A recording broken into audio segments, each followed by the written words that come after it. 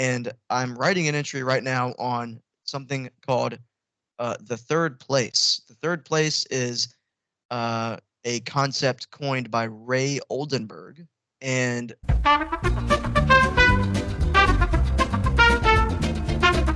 examples of third places include, according to Oldenburg, churches, cafes, bars, clubs, libraries, gyms, bookstores, hacker spaces, stoops, parks.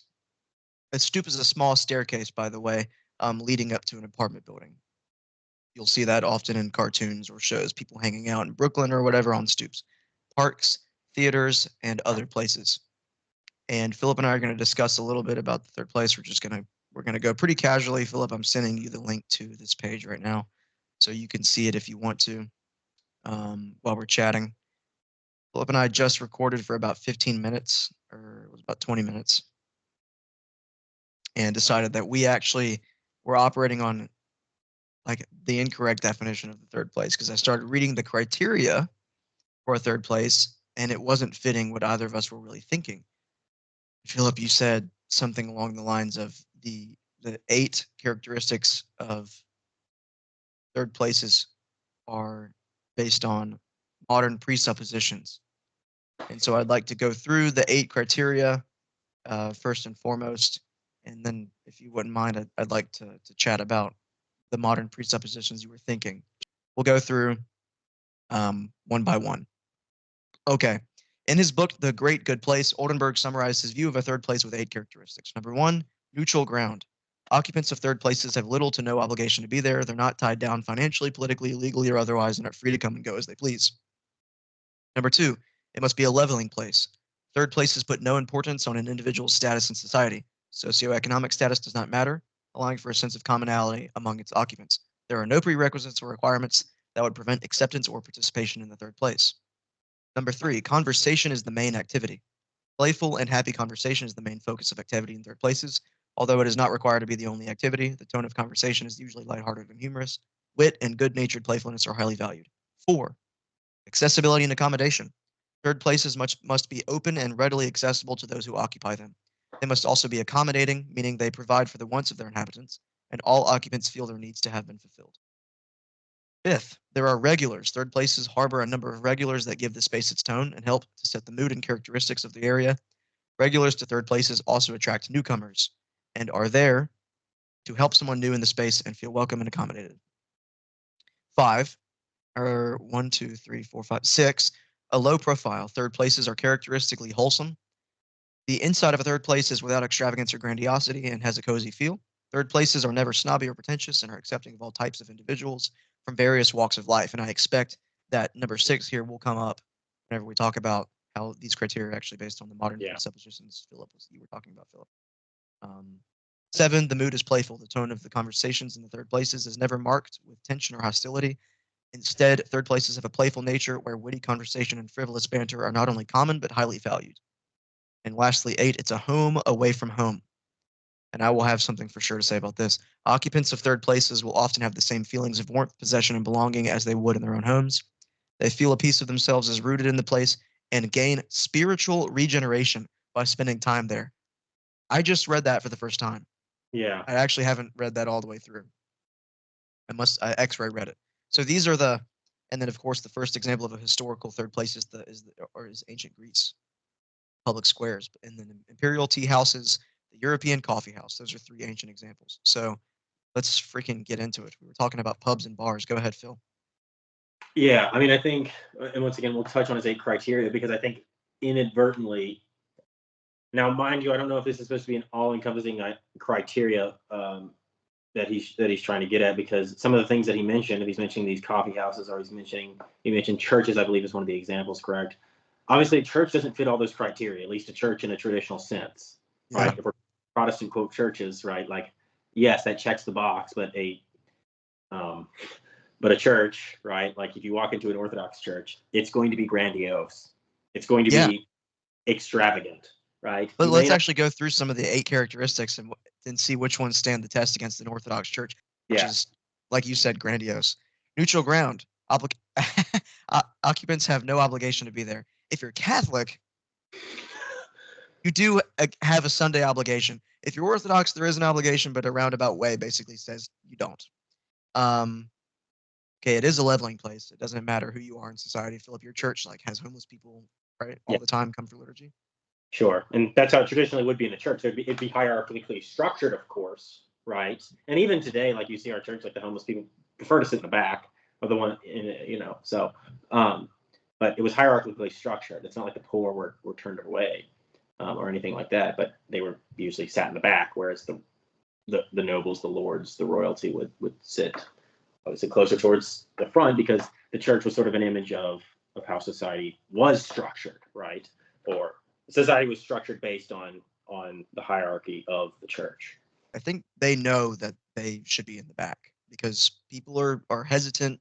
As much as we want to think that all Christians are, perfectly ideal and they're perfectly welcoming of homeless people, it's often not the case. And No, it's also, not. homeless people don't have the same amenities that with homes do, and so maybe they aren't showered or dressed, Yeah, And so in a charitable kind of way, they sit in the back to keep sure. from distracting. Conversation is the main activity. Thoughts? Yeah, no. I No. mean, get round about that and be like, well, you're having a conversation with Jesus, but it's not really a conversation.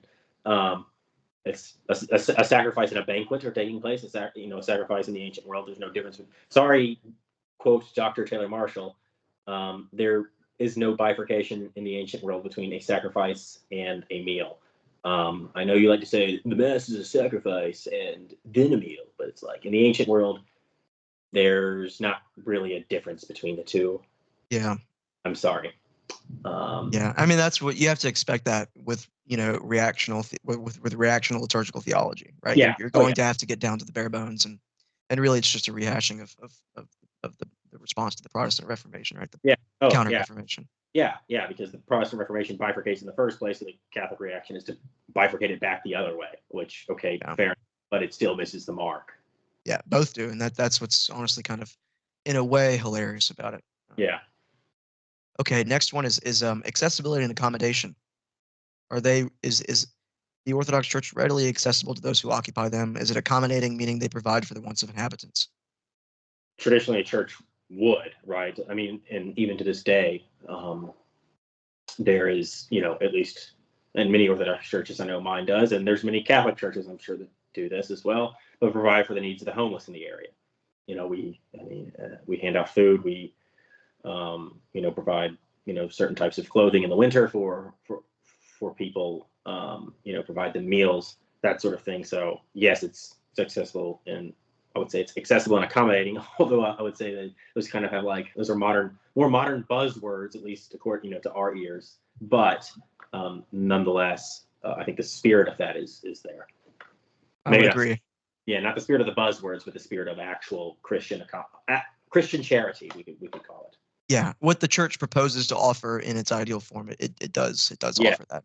yeah, Now, if you're someone's coming in with a preconceived notion and they're kind of looking for trouble, then maybe it wouldn't be. But we're assuming that all of these things occur on average, right? sure, yeah. Next one is regulars. Third places harbor a number of regulars that help to give the space its tone and set the mood and characteristics of the area. They also attract newcomers and are there to help people feel welcome in the space. Oh, yeah. I mean, sure. I mean, by now, mind you, it depends on what you mean by feel welcome. If it's like clap for you and cheer you on for all of your idiosyncrasies, then no, sorry, you're going to have to go somewhere else. Yeah. If it's welcome you in terms of loving you, and actually caring about your needs and what you want as a human being, um, and knowing what's best for you, not in like a sort of pretentious way, but actually knowing what's best for you, then yes, it is. And right, obviously there's your regulars, right? Everyone. I mean, that's why we often say parish family, because it is in a sense like a family. You see the same people there every Sunday, or if you go more often, you see them more frequently. Yeah. So true.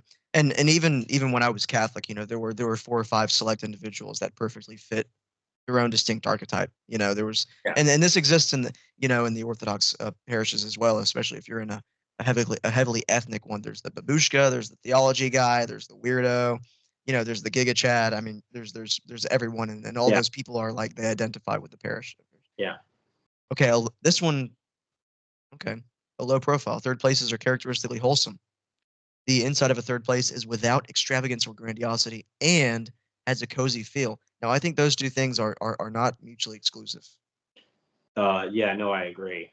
I agree. They're not mutually. No, they absolutely are not. I do think for my, the church I'm at, for example, it feels cozy, it feels warm, but at the same time, like it's not unimpressive, right? There is a certain sense of like, I am somewhere else. Something else is taking place. Something that's not, it's a different place, right? It's not necessarily like, it's not the coziness you feel while sitting around a fire in the winter necessarily, right? It's not that kind of cozy, but is it cozy in like, this is my home, right? This is the place I come often. This is the place where I commune with my community as well as with God. And so there isn't a sense of which it's cozy, but it's certainly not like down to earth, so to speak. It's not grandiose in its idiosyncrasies, but it's grandiose in the sense that it's supposed to point upwards, that it's supposed to point to something higher than just the profane space that's around it.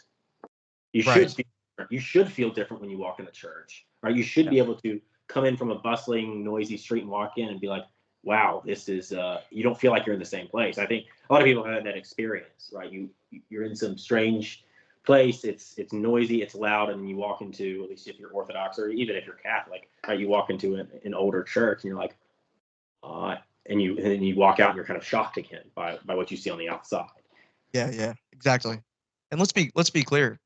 There are like two types of cozy. There's cozy that you like feel in your living room where you feel like you know where you are. Yeah, and then there's where exactly, you can sit around in your underwear, scratch your belly, eat popcorn, like you said on the recent Logos broadcast we did. Yeah.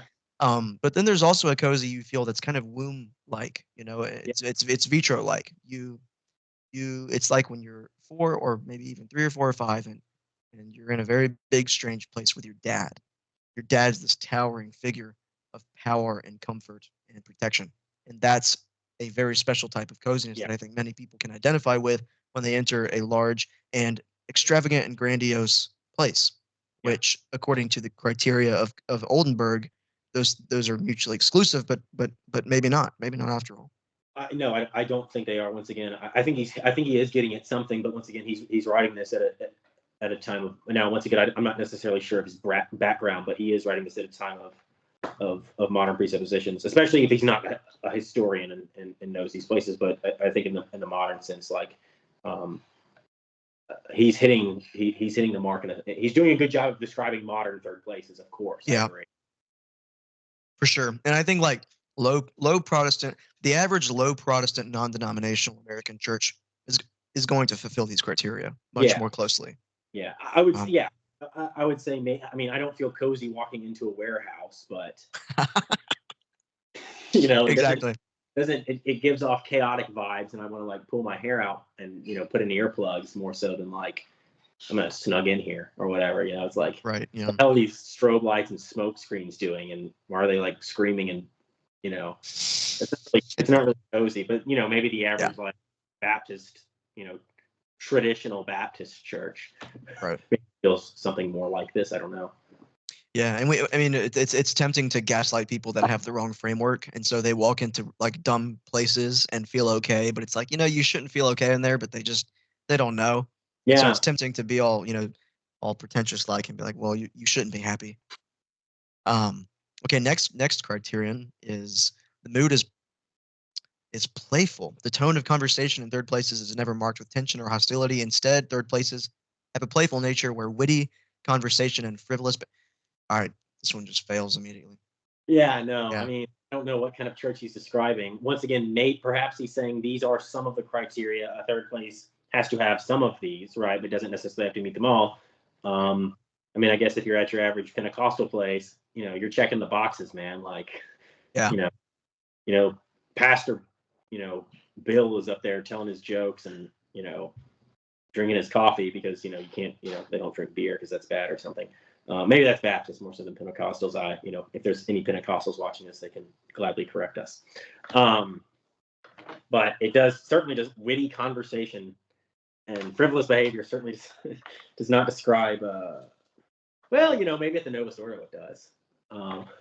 Yeah, up to a point. Like if we loosen the definition of conversation, Yeah, yeah. It's more then like a yeah, there's something frivolous about the way people anyway, but that's another conversation. Last criterion is the third location is a home away from home. Occupants of third places will often have the same feelings of warmth, possession, and belonging as they would in their own homes. They feel a piece of themselves is rooted in the space and gain spiritual regeneration by spending time there. Oh, absolutely. Absolutely. I think this is where churches hits the mark and bars fails. Bars fail. Obviously you should at least feel spiritual regeneration walking into any sort of traditional church, right? Because that's the whole point of it. Because everything, the whole life, death, resurrection, creation of the world, eschaton, right, is taking place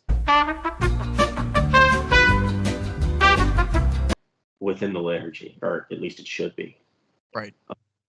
So of course, like participating in that, and if you're Orthodox, like receiving the body and blood of Christ should regenerate you, right? Should train Christ, should help lead you to repentance, and all of these other things that are associated with that.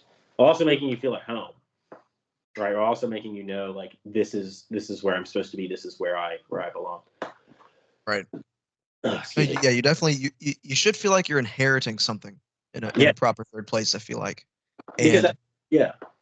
Well, like at a bar, like I mean, we're at the 8th criterion now, so we might as well transition. It's like in church, you feel like you're inheriting the true faith.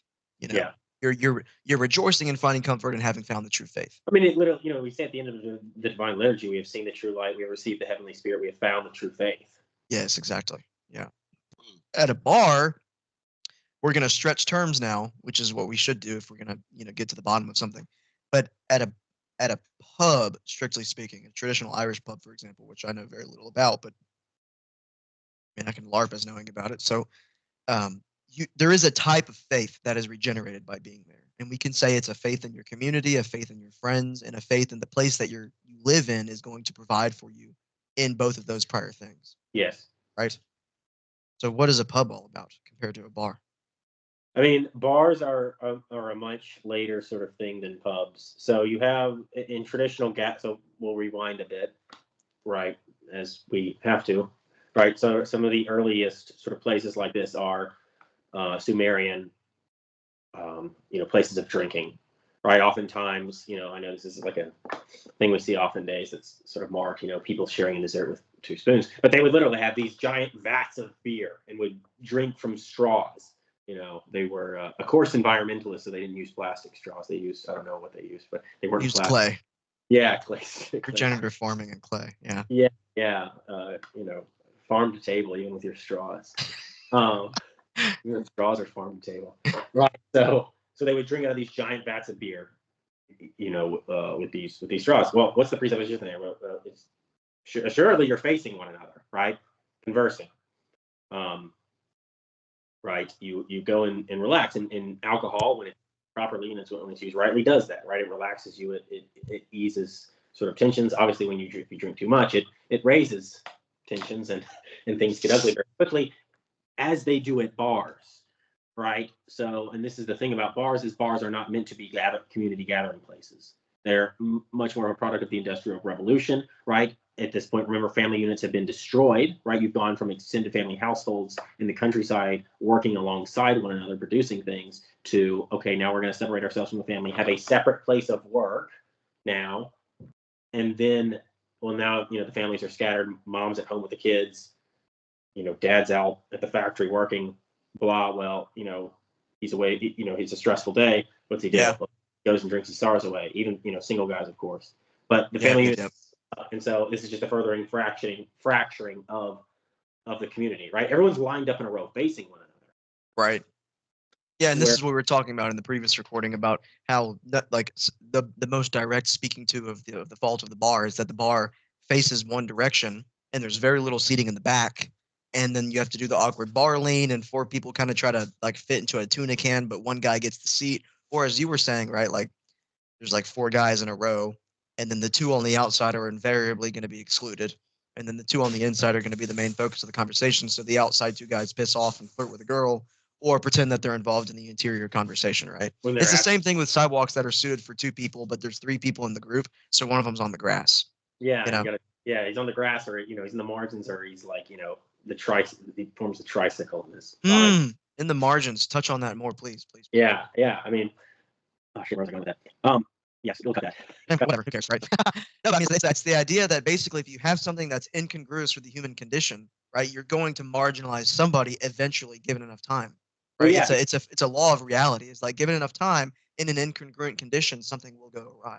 Yeah, because society, once again, at this point, is becoming more and more marginalized. People themselves, right? They're cutting themselves off more and more. So now, people are spending time alone at these places where it's, get a quick drink away your sorrows, and then, get on with your miserable 9-to-5 life. Exactly. Yeah. Right. Their bars are quite inhumane compared to the traditional pub or tavern, right? And these places were even more so focused on community gatherings, right? Obviously, these places that you're going to are usually associated with some kind of feast. Third places are almost always associated with some kind of feast. You have even the picnic, right? You bring even the park that he brings up as an example. You have a picnic in a park, right? Or at the church even.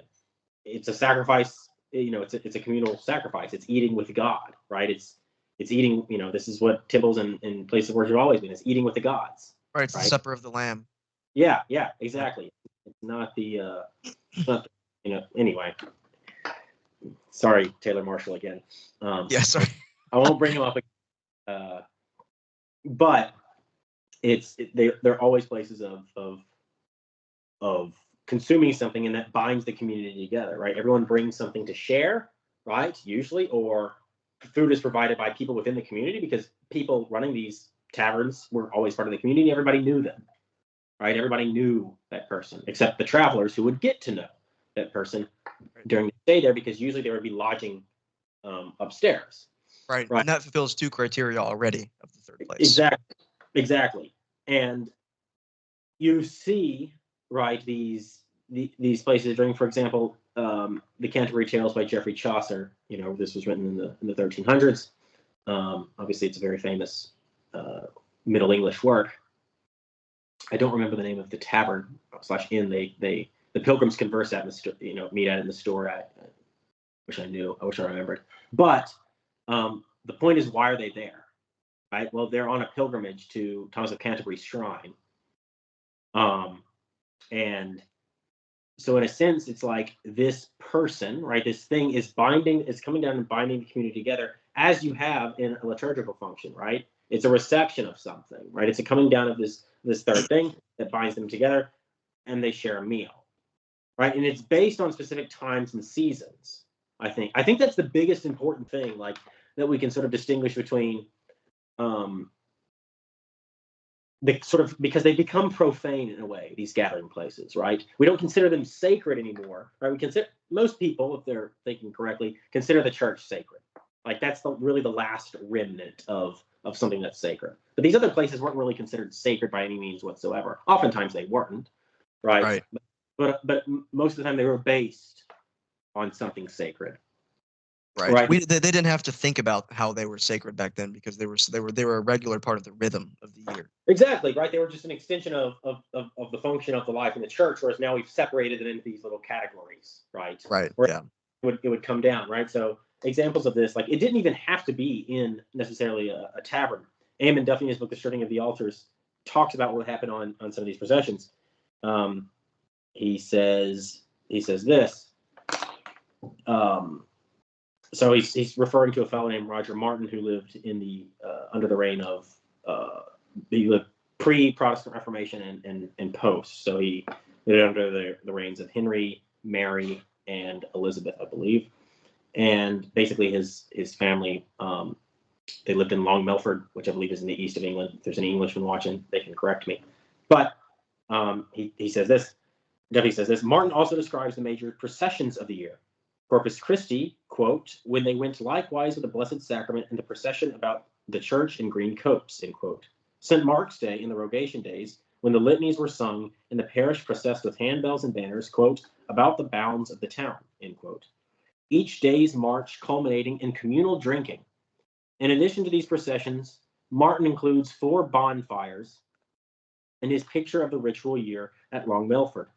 One associated with the chapel of St. James near his house and held on St. James Day, which is on the 25th of July, after an elaborate sung mass.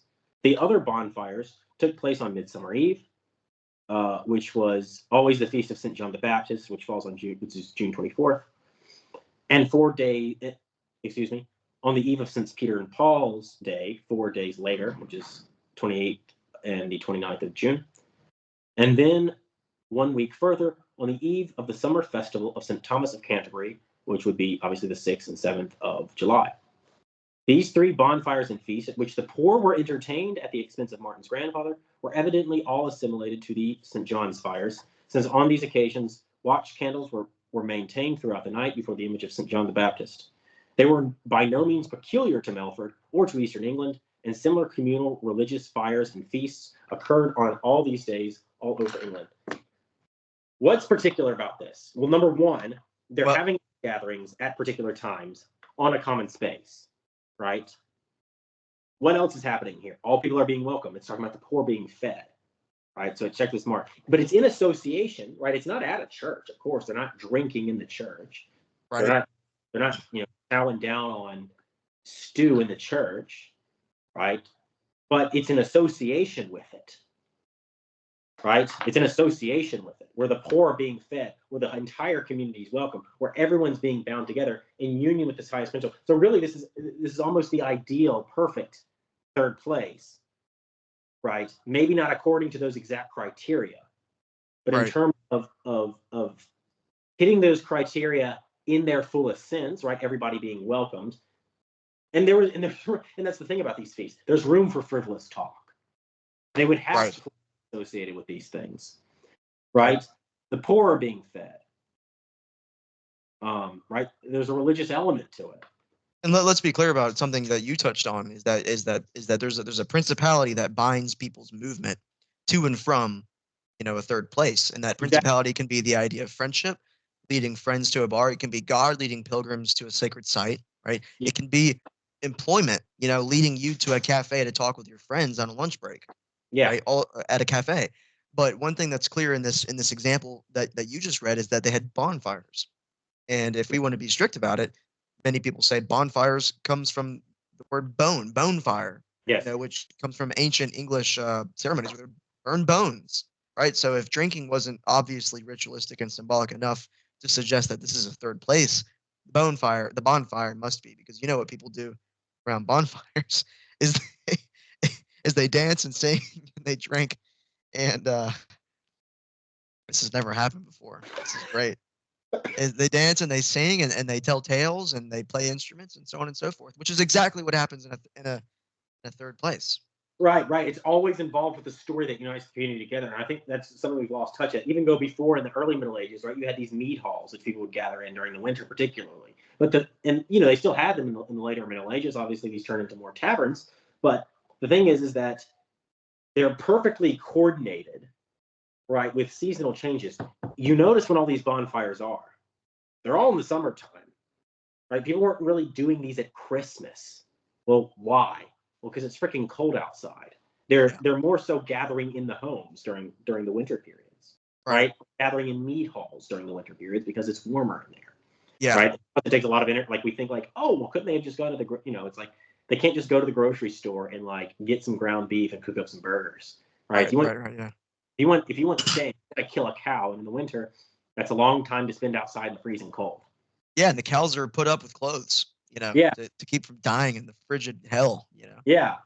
Right. Like you would kill you kill the cow maybe at Christmas, although, in England, it was more so the Christmas pig that was killed and roasted. This is why we have things such as the boar's head carol. Boar's head. Right. And so I think this is the important thing. It's that these third places are based on seasonal things. So they perfectly correspond not only with the higher principle, but with the playing out of that higher principle in the seasonal patterns, and then that in the community. Yeah. Of that, you have God, and then you have the patterns and principalities, which you could say the angels, right, which correspond with the angels / saints, and then that corresponds with the seasonal changes, because as we've talked about on previous discussions, at least if people have been listening to them between Grant and I, and or you listen to any of these other people, the Lord of Spirits podcast or Jonathan Pajot, it's like you know that these principalities, these saints, help govern creation, right? that these angels, these saints help govern creation. So it's, of course, it's associated with the angels, the saints, and all these things are so interconnected with the seasons for these ancient people. There's no difference between the two, right? There's Right. no They seem to be incarnated by the will of the governing agent, in a manner of speaking. Right? exactly. So, and that's Yeah. exactly why we reverence God the Father through Christ. Yeah. Right? It's the same pattern as the will of the Father is in a way incarnate in the person of Christ. Yeah. And that's one reason why he's the perfect icon of the Father. It's the same thing with the angel that governs fall. Right? We in a way participate in the nature of heavenly things by participating in fall, as it gives us its fall things. It's the falling of leaves, the cooler temperature. We participate in the pattern that God has ordained through the governing agent by, like you would say, drinking, like spiced wine or whatever. Yeah. Exactly. Right. Like these certain thing corresponds, and so like there's been a loss of the sacred in some of these places, coffee shops, bars, even pubs to a degree, right? Because they don't necessarily correspond with certain seasonal things now, because we have every heaters and air conditioners and everything sort of bound up, even in our rolling houses on wheels, right? Like we've lost touch with this sense that these gatherings meant something, right? That they had a purpose higher than just like the day-to-day exchange of food, right? They weren't just partying just because they wanted to eat some food. They were doing it because they had been fasting. Why they'd been fasting? Because, right, they were preparing for a feast day, but also because food was scarce to a certain degree. Food was more scarce, right? This is why you particularly have heavier fasts in the winter and early spring, right, with Pascha and this is why these are the two biggest fasts, right? Because they take place at a time when the food is scarce, right? But it corresponds also with the feast days that are celebrated during that time, Right. And so I think that's like, this is why we have to reclaim, I think, third places. Now, like, how do you think? Like, my question is like, I can see how we can reclaim, like, even today, like when we have a feast day at our church, right? This is something we talked about on our podcast the other day, right? When I was a kid, when I was Catholic, I was like, it's I hear it's a feast day. Oh boy, what are we gonna do? What do you mean what we're gonna do? Nothing. Yeah. Nothing. Oh well, like at best you get, we'll have like a birthday cake for the saint or something for his birthday in heaven. It's like, but I never even saw that. Yeah, but like the only people who are there, it's like your small nuclear family, which is this byproduct of industrialism, right? Right. Yeah. So, but like this is something I appreciate about the Orthodox churches, and that you mentioned about you can touch more on the memorial sort of meal that you had at the Greek parish, right? We have a feast day, and then there's actually something that goes along with it. The community gathers downstairs to celebrate that feast day. Right. Yeah. And often it's lamentable because not everybody's there because they have their blue blood jobs, whatever. But particularly eat Pascha, some of these feasts that fall on Sundays, right? Everybody's there, or the weekend. Everybody's there, gathered together, celebrating this feast. So it's like, okay, this is the perfect example of a third place. This is what we're seeing in Duffy. Everyone fasts together, and then we break the fast together, right? But how people aren't traveling on pilgrimages anymore. If they are going on pilgrimages, right, very few people travel on pilgrimages. Even if they are, they're staying in like Airbnbs and like corporate hotels where everyone disassociates from each other. Right. Yeah. And even on the Camino, right, in Spain, where the pilgrims walk the path of St. James, it's like they stay at, well, sometimes they stay at like hostels or homes, but in many cases they're just, these hotels and motels know that this path is frequent. They just let people stay. Yeah. But even then, it's very good. It's more of a cash. It's like more of a way to make money for people rather than as an actual community gathering place. Right. Yeah. And so, it's like, go ahead. No, continue your thought because I'm about to pivot. Yeah, like how my question is like, how can we reclaim actually these places such as coffee shops? I don't know if we can really reclaim bars, nor should we, but pubs. Pubs maybe. Bars should be exploded nuclearly. I think, I mean, I've been to a lot of bars in my lifetime, and I can't really think of one time where I went to a bar, like a proper, just degenerate bar with good intentions. At the very least, the best intention I could have going to one of those bars would be like, drank like extensively with my friends, or find a suitable mate And both of those things are going to go awry in a bar, because what Yeah. I'm looking for is not a bar. I'm looking for a third place. And the bar is the closest thing I can think of that matches up with my desire to go do those things. And so I go do it. And then it just ends up being a miserable time. And I feel bad in the morning. And I Yeah. drink too much. And it's just, so I've stopped going to those. But your question about how do we reclaim third places or create new ones? Yeah. I'm gonna read from my recent publication on the spiritual veil from my Substack. It's just a little paragraph here, and it's gonna tell us a little bit about how to do it, because you mentioned, the seasons, and this ties into the seasons. And Yeah. so here we go. Quote: "The curiosity of the ancients was unique for a host of reasons, with my favorite reason being that it was able to stack beauty and continue to discover beautiful art, architecture, and more without sacrificing the three transcendental principles: truth, beauty, and goodness. The distinct styles from Roman to Gothic to Baroque illustrate the stacking of beauty, where, as is right and just, our curiosity as a species progressed within the appropriate bounds of our humanity, or within the parameters of the quote authentic human condition, as I've mentioned in previous essays. Since the Industrial Revolution, we have expanded the bounds of our humanity more rapidly than our curiosity can pace with, hence our contemporary monstrosities of architecture and art.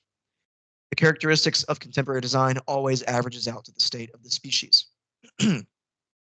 So basically what's happening is our curiosity can no longer extend and create beautiful local places. We have to shove it all into locations that are like the center of mass of 250,000 people, Yeah. and everyone gets to them by cars, like the house rolling on wheels, like you said. So there's this one coffee shop that I go to that's like 25 minutes away. And if it were a frigid winter anywhere else in the world than where I live, and I had no car, I would die on the way there. Yeah. I would probably die. I mean, like, number one, because I'm not conditioned to do anything like the ancients would have done, so I probably would have died. Um, actually, that's number one. That's the only one. That's the number. So, Yeah. so what do you think about that? Cars and such, and the human condition as it's supposed to be. Yeah, I mean, obviously they're all interconnected with the rise of these things, right? Like now because now people become more separated. Now you need these cars in order to get to these third places. Now a car is in a way become like a third. Sadly, right? It's So sadly true. become like third place. Now people like use cars to like go and make out or something, right? But they're not fulfilling places, right? They're usually places of debauchery, because it's not, because speaking of like sacred time and sacred place, it's not like you're saving time getting in a car.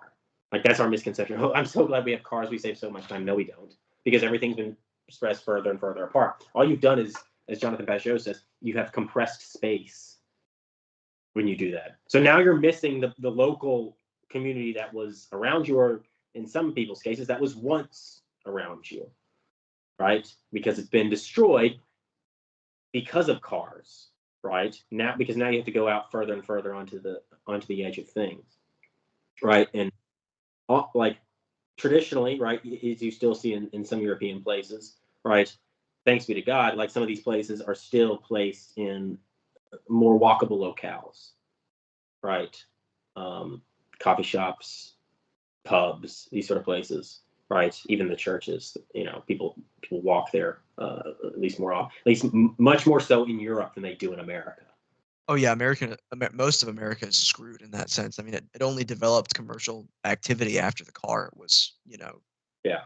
took over the horse, and so it's all grid-like, and you'd be challenged to retrofit Europe to the car in many Yeah. cases. Yeah, exactly. And so I think like they, in a way, like they have like they're in a sense like the third, they're like they're like almost a fourth place, right? You have the home, you have the work, and then you have the third place, but you need a fourth place to get there, because they're now all so separated that you Right. can't, right? That you can't Yeah. get to them. It's an inhuman way to get to them, right? You don't Right. see people on your way there and like, there's my neighbor. It's like, this jackass in front of me is going under the speed limit. How dare he? Yeah. Or this guy better get off my ass, or I'm gonna, I hope his tires pop and his car flips, because I'm tired Yeah. of him riding my rear end on the interstate, right? Exactly. But 2 Yeah. miles much faster than this, ass clown want me to go.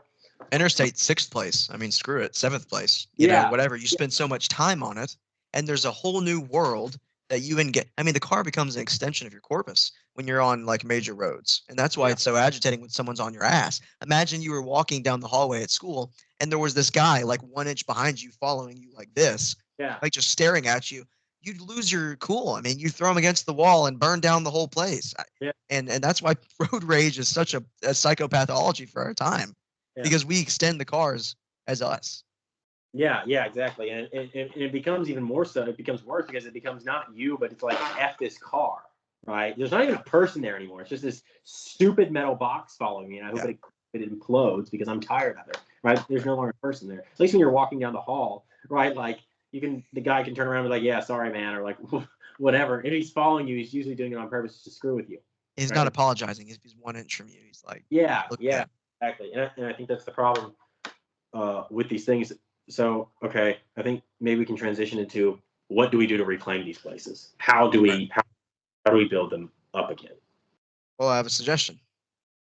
I think that considering everything we've said about cars, ritual, and how many of these places are just the modern third places are just, they approximate the center space of a group of people in a suburb or something.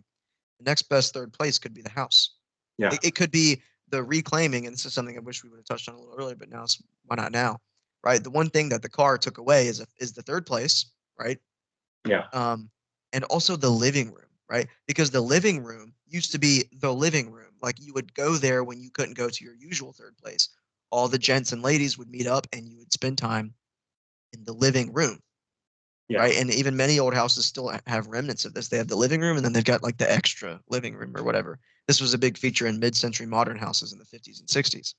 You don't even have that anymore. You have these big open spaces that aren't contained. The kitchen shares the same viewing space as the living room, and your house kind of has a similar thing to that. You can tell it was on its way to a further design where the kitchen was the same as the living room. But none of this matters anymore because you can just piss off to a coffee shop 20 minutes down the road. So what do you yeah. think about houses as the new third place?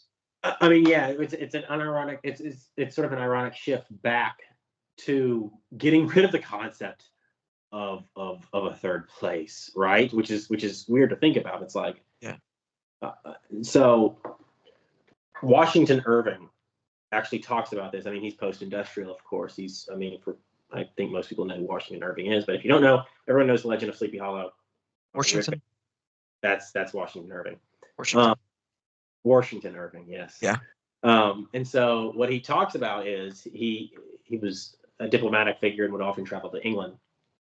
And so he's writing about sort of the cozy English hearth.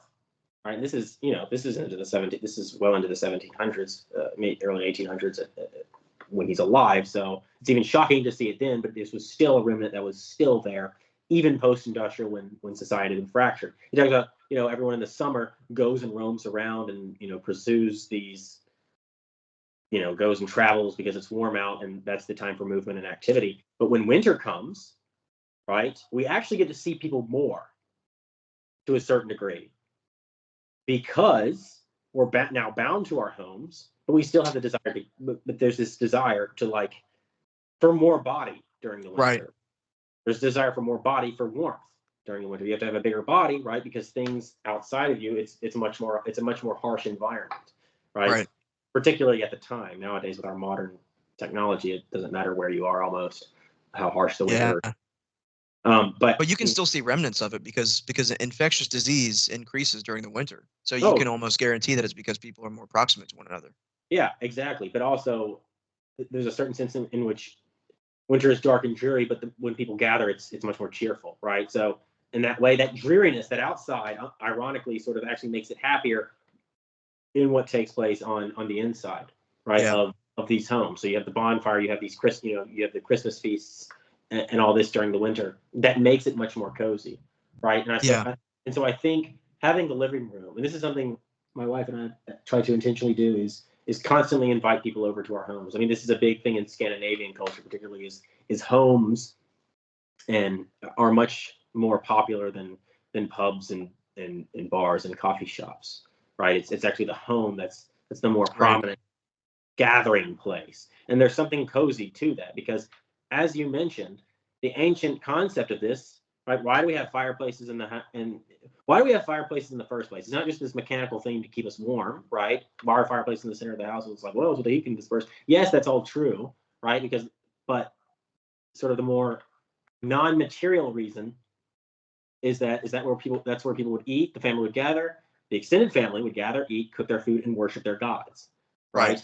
This is why even today, thanks be to God, the traditional place for icons in Orthodox homes is above the fireplace.